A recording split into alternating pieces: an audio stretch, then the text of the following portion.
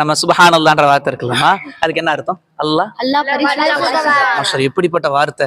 சரி, அதை நம்ம என்ன நினைச்சுக்கிட்டு இருக்கோம்? காலை மாலை ஓதணும், தொழுத பிறகு ஓதணும், அப்படித்தான் நினைச்சுக்கிட்டு இருக்கோம்.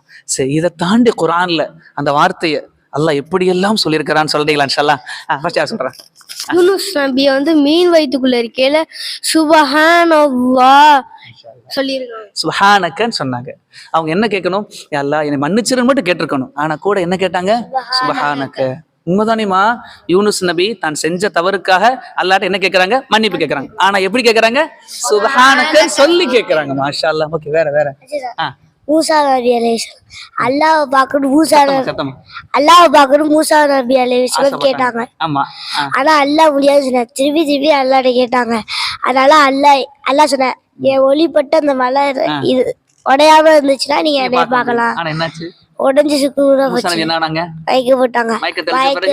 மயக்க தெளிஞ்ச பிறகு சுபஹானக்க. மாஷா அல்லாஹ். எழுந்ததுமே அவங்க அல்லாஹ்ட்ட டைரக்டா மன்னிப்புன்னு கேட்கல. என்ன சொல்லி கேட்டாங்க? சுபஹானக, அல்லாஹ் நீ தூய்மையானவன், அல்லாஹ் தெரியாம கேட்டுட்டேன், மன்னிச்சிரு அல்லாஹ்னு கேட்டாங்க. ஓகே, வேற நீ சொல்ற. மறுமை நாள்ல அல்லாஹ் கேட்பாங்க ஈசா நபிட்ட, நீங்க தான் கடவுளை என்னை ஏத்துக்கோங்க அப்படின்னு சொன்னீங்களா? ஓ, நீங்களும் உங்க தாயாரும் தான் உங்களை கடவுளா எடுத்துக்க சொல்லி மக்கள்கிட்ட சொன்னீங்களா? நல்லா கேட்பான். அல்லாஹ் தெரியும் எல்லாமே, இருந்தாலும் கேட்பான். அதுக்கு ஈசா நபி சொல்லுவாங்க, சுபஹானக்க யா அல்லாஹ், உனக்கு தான் யா அல்லாஹ் எல்லாமே தெரியும், நான் எப்படி சொல்ல முடியும்? நான் சொல்லவே இல்லையா அல்லாஹ். மாஷா அல்லாஹ். என்ன சொல்லிட்டாங்க?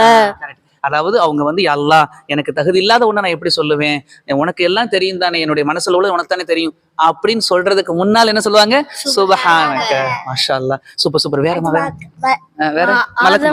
மலக்குமா ஆதம் அலைஹிஸ்ஸலாம் படிச்சிருக்கோம். பொருள் பேர் சொல்லி கொடுக்கும் போது மலக்குகள்ட்ட அல்லாஹ் கேட்பான், இந்த பொருளுடைய பேரை சொல்லுங்க. அதுக்கு மலக்கு சுபஹானக்கன்னு சொல்லிட்டு, எல்லாம் எங்களுக்கு ஒன்னும் சொல்லலையா, எங்களுக்கு தெரியாது யா அல்லாஹ், எங்களுக்கு நீ கற்றுக் கொடுத்ததை தவிர வேற எந்த கல்வியும் இல்லைன்னு சொல்லணும் அப்படித்தான் சொன்னாங்க. ஆனா அதுக்கு முன்னாடி என்ன சொன்னாங்க? சுபஹானக்க. மலக்குகள் சொன்னாங்க. சரி, இன்னும் ஒண்ணு சிந்தனையாளர்கள், அறிவாளிகள் எப்ப சொல்லுவாங்க? வானத்தையும் பூமியும் பார்த்து, வானத்தையும் பூமிக்குமே பார்த்து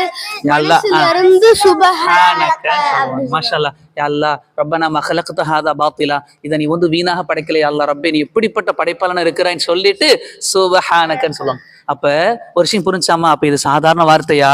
இந்த வார்த்தையை சொல்லி அல்லாஹ்ட்ட மன்னிப்பு கேட்டா அல்லாஹ் ஏத்துக்குவான். இந்த வார்த்தையை சொல்லி அல்லாஹ் புகழ்ந்தா அல்லாஹ் ஏத்துக்குவான். இந்த வார்த்தையை சொல்லி நம்ம துஆ செஞ்சா அல்லாஹ் ஏத்துக்குவான். அப்ப இந்த வார்த்தையினுடைய வேல்யூ புரிஞ்சாமா? இப்ப சொல்லுவோமா? சுப்ஹானல்லாஹ். அல்லாஹ் ரொம்ப ரொம்ப ரொம்ப தூய்மையானவன்.